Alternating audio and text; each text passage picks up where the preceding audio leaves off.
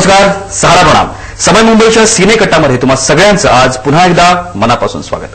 मंडळी, दर रविवारची आपली ही गप्पांची आणि आपली भेटीची वेळ आहे आणि या वेळेला सिनेमासृष्टीतला किंवा चित्रपटसृष्टीतला एक सेलिब्रिटी आपल्या सोबत असतो आणि त्याच्याबरोबर आपण मनसोक्तपणे गप्पा मारतो. काही नावं फिल्म इंडस्ट्रीमधली मंडळी अशी आहेत ज्यांनी स्वतःच्या कामानं आपल्या नावाची ओळख करून दिली. जरी बॅकग्राऊंड फिल्मी असलं किंवा बॅकग्राऊंड घरामध्ये कोणीही असलं तरी सुद्धा स्वतःच्या नावानं ओळख निर्माण करणं, स्वतःच्या कामानं ओळख निर्माण करणं, असे अनेक चेहरे फिल्म इंडस्ट्रीमध्ये आपल्याला सांगता येतात. अशीच एक अभिनेत्री आज आपल्या भेटीला आलेल्या. आपण स्वागत करूया सुप्रसिद्ध अभिनेत्री तेजस्विनी पंडित हिचं.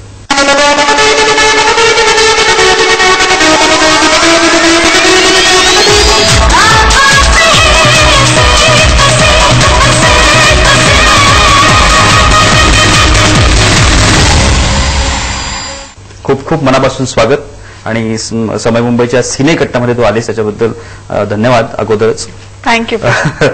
मुक्ती हा चित्रपट घेऊन तू सगळ्यांसमोर येणार आहेस, त्याच्याविषयी मला ऐकायचं आहे, तुझ्या करिअर विषयी सुद्धा ऐकायचं आहे. पण आपण सुरुवात करूया मुक्तीपासून, कारण आता कमिंग अप आहे आणि लोकांना उत्सुकता आहे की तेजस्विनी पंडित सिंधुताई नंतर वेगळं काहीतरी घेऊन येते. नेमकं काय आहे आणि मुक्ती याची जी काही कॉन्सेप्ट आहे त्याच्याबद्दल ऐकायला आवडेल.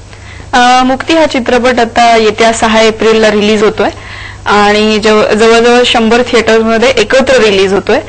आणि हा चित्रपट बेसिकली सगळ्यांना असं बघताना असं वाटेल की हा चित्रपट शेतकऱ्यांच्या आत्महत्येवरती आहे की काय, पण असे अनेक चित्रपट आले शेतकऱ्यांच्या आत्महत्येवरती.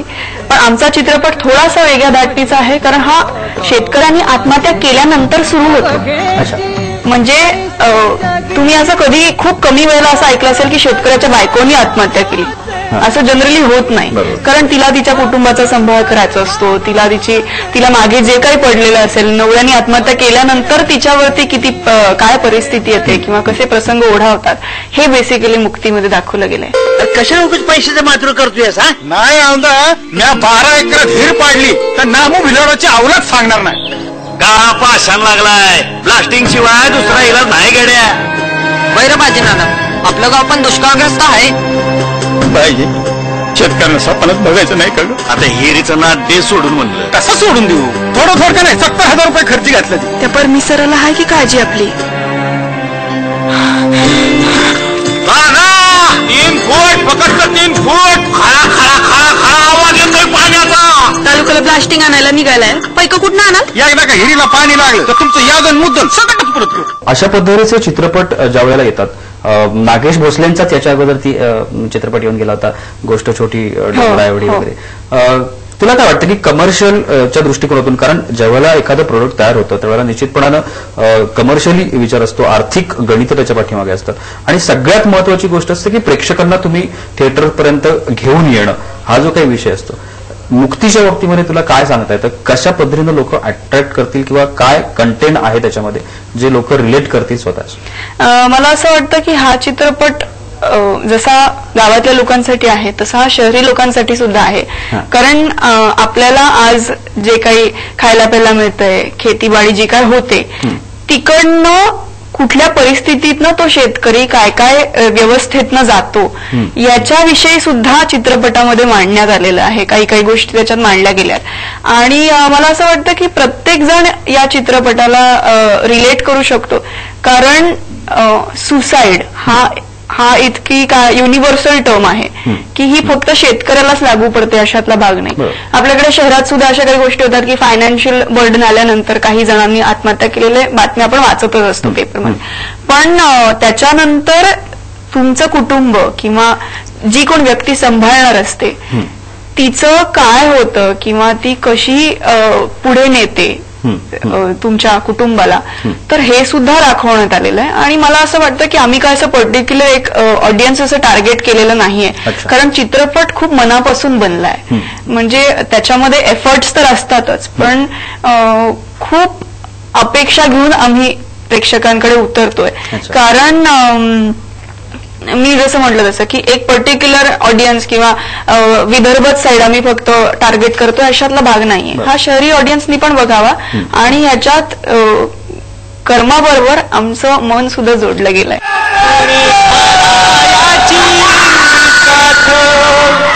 सुटली दयाची साथ सुटली दयाची नाव काय माहित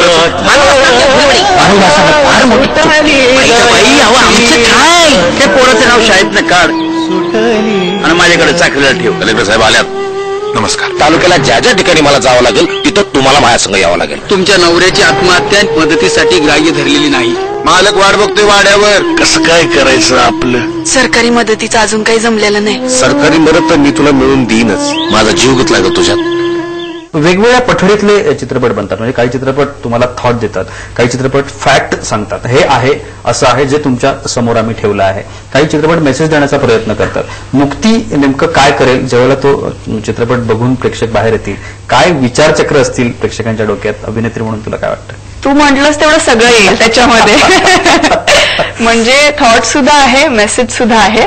कारण प्रत्येक अशा सुसाइडल थॉट्स घेऊन येणाऱ्या माणसाला विचार करायला लावेल असं आहे. मेसेज असा आहे की तुम्ही काय करू नये किंवा तुम्ही काय केल्यानंतर तुम्हाला त्याचे सगळे पडसाद त्याच्यावरती फिल्ममध्ये बघायला मिळणार आहेत. आणि मला असं वाटतं की नंदू माधव यांनी इतकं उत्कृष्ट काम केलेलं आहे. म्हणजे मी सांगते ना की हा चित्रपट जोपर्यंत थिएटरमध्ये जाऊन बघत नाही ना तोपर्यंत त्याचा अंदाज मला सांगता येणार नाही. कारण त्याच्यामध्ये एक गुपित आहे. म्हणजे मुक्तीमध्ये बेसिकली एक गुपित आहे. तर ते नेमकं काय आहे हे थिएटरमध्ये जाऊनच बघावं लागेल.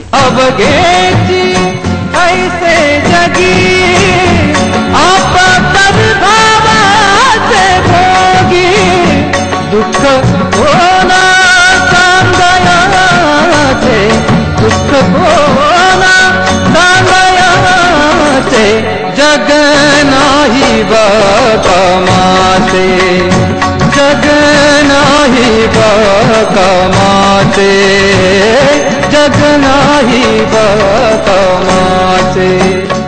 क्या बात आहे. 2004 ला तुझी करिअर सुरुवात झाली. आज 2012 आहे. उण्यापुऱ्या हा 7-8 वर्षांचा काळ आहे.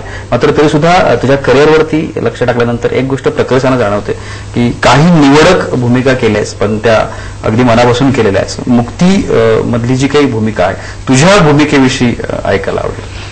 मी या चित्रपटात बायजाचा रोल करते. बायजा आणि भाना हे नवरा बायको आहेत. म्हणजे मी आणि नंदू माधव. आणि आम्हाला 2 लेकरं आहेत छोटी. आणि सगळं कुटुंब सगळं छान आहे. ती सगळ्यांना सांभाळणारी आहे व्यवस्थित. नवऱ्यावरती जीवापाड प्रेम करणारी आहे. पण माझा नवरा सगळ्यांकडे विहीर आहे, सगळ्यांकडे पाणी, सगळ्यांच्या शेतीला पाणी आहे हे बघून थोडासा असं होतं की आपल्याला पण पाहिजे. आपल्या पण शेतीला आपण स्वतःच विहीर का नाही खणायची, आपण खणूयात ना विहीर. आणि मग ती त्याला सपोर्ट देते की चालेल पण पैसे कुठून उभे करायचे. तर तो म्हणतो की आपण आता उभे करूयात, आपण आता लोन घेऊयात आणि मग त्याच्यानंतर पाटलाकडनं गावातल्या आणि मग नंतर हळूहळू फेडूयात. जसं जसं आपली शेती होतील त्याच्यानुसार आपण ते फेडूयात.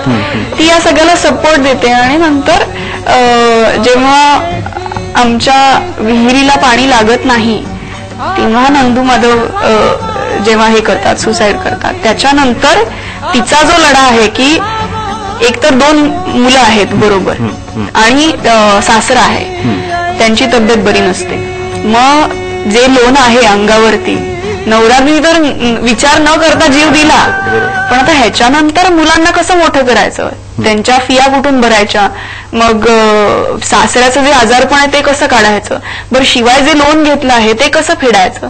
म्हणून मग तिची सगळी तिची कहाणी आहे, तिचा सगळा प्रवास आहे. तुमच्या सरकारी मदतीला तूच कर्ज घेतल्याच्या बदल्यात मला लागून झाली तसं बोललं सुटेल.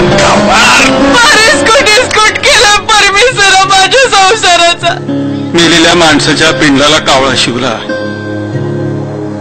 की त्याला मुक्ती मिळाली असं आपलं शास्त्र सांगतं. मिळाली का मला मुक्ती? आईचं टाकूर अशा मुक्तीच्या. मला आता सहज बोलता बोलता लक्षात आलं की सिंधुताई सपकाळ तू केलेला आहेस, म्हणजे ते यंग सिंधुताई तू केलेली आहेस किंवा आता मुक्तीमधला तुझा रोल. पण एकूण तुझ्याकडे पाहिल्यानंतर अशा पद्धतीचे रोल तू करशील असं वाटत नाही. ग्लॅमरस लुक सोडून अशा पद्धतीचे लुक किंवा अशा पद्धतीचे कॅरेक्टर्स जेव्हा येतात त्यावेळेला काय असते रिॲक्शन पहिली, की काय वाटतं? मला ना माझं जनरली फिल्म चूज करताना एक क्रायटेरिया असतो की माझ्या फिल्ममध्ये इतकं वेटेज पाहिजे की माझ्याशिवाय स्टोरी पुढे नाही गेली पाहिजे, असं माझं निवडताना बेसिक फंडा आहे. हा, कारण काय होतं, मी आधी चित्रपट केलेत, नाही असं नाही की एक निगेटिव्ह रोल केलाय, एक सपोर्टिंग रोल केलाय, पण कुठेतरी मला झाडाच्या मागे फिरणार आणि हिरो बरोबर डान्स करणार याच्यामध्ये मी जास्त रमत नाही. आणि मी जी रिअल लाईफ मध्ये आहे तीच रिअल लाईफ मध्ये का पोर्ट्रे करायचं, मग काहीतरी वेगळं करूया असं मला सतत असं वाटत असतं. त्यामुळे माझे थोडेसे रोल्स वेगळे आहेत बाकीच्या तुलनेत. मला आलं लक्षात तुला नेमकं काय म्हणायचं, आणि त्याच्याबद्दलच मला बोलायचं आहे. म्हणजे तेजस्विनीनं आतापर्यंतचे केलेले रोल आपण जर चित्रपट पाहिले, म्हणजे अगबाई अरेच्या पासून आत्ता मुक्तीपर्यंतचा जो तिचा सगळा प्रवास आहे, त्या प्रवासावर देखील मी आता एक नजर टाकणार आहे. पण तुर्तास आत्ता वेळ होते एका छोट्याशा विश्रांतीची. कुठेही जाऊ नका, पाहत रहा सिनेकट्टा.